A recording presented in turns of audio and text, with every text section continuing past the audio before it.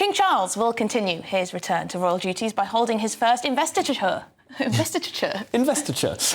His Majesty has been increasing his workload in recent weeks. Yesterday, he appeared alongside his eldest son, Prince William, to hand over one of his most prestigious military roles.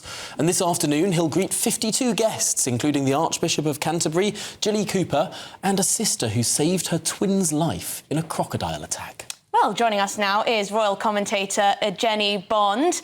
Jennie, thank you very much indeed for speaking to us on the show today. So what exactly is going to happen then? It's already happened. The investiture is taking place. About 50 people at Windsor Castle, including, as you say, the Archbishop of Canterbury, who was honoured for his service during the coronation, and also Jennie Cooper, a favourite of the King, a personal friend of the King. I thought that was rather a touching moment. And she's 87 now, and she came up with a walking stick and a kind of trilby, almost racing hat, looking as if she was just off to Ascot or Cheltenham.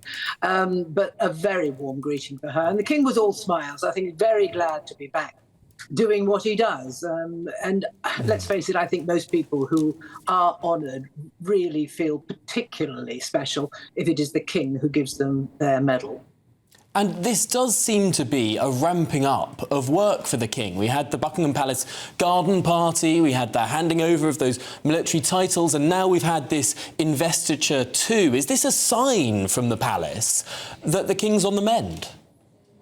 Well, they said, he'd be carrying out 2 or 3 engagements every week. It's at least that now. Most of them don't last too long, and so probably not too tiring. There he was yesterday with his son at the ceremony, the handing over, and the garden party, as you say.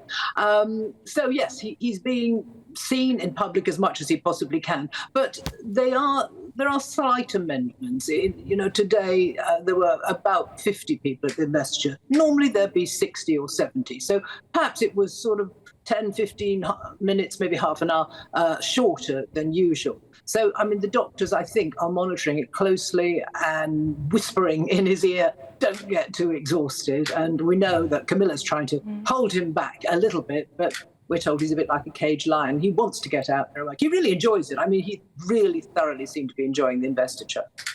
And Jennie, elsewhere, the Archwell Foundation, which is the charity of the Duke and Duchess of Sussex, Meghan and Harry, they've been making headlines. There's been warnings that they could be subject to fines or suspended from the charity register. Can you tell us anything about that?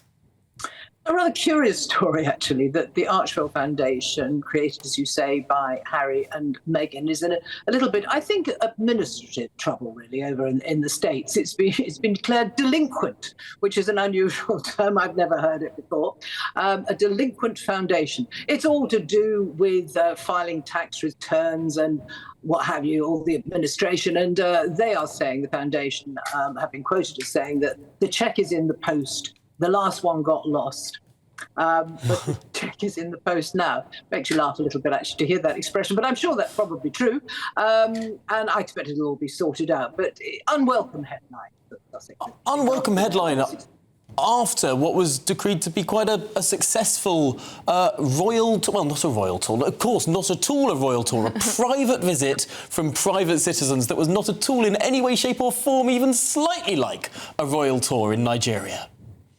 Actually, it was more private than a normal royal tour. Most of the events were for people who were invited in, rather than the general public. And if you read reports today, it didn't make huge news in the Nigerian press over there, who have a lot more to think about, like how they actually get the next. Most people think how you're going to get the next meal on the table. But it was a success. Let's not take it away from them. They were very popular and they were feted. And this little administrative problem with the foundation, and we shouldn't let that overshadow what was a very successful tour.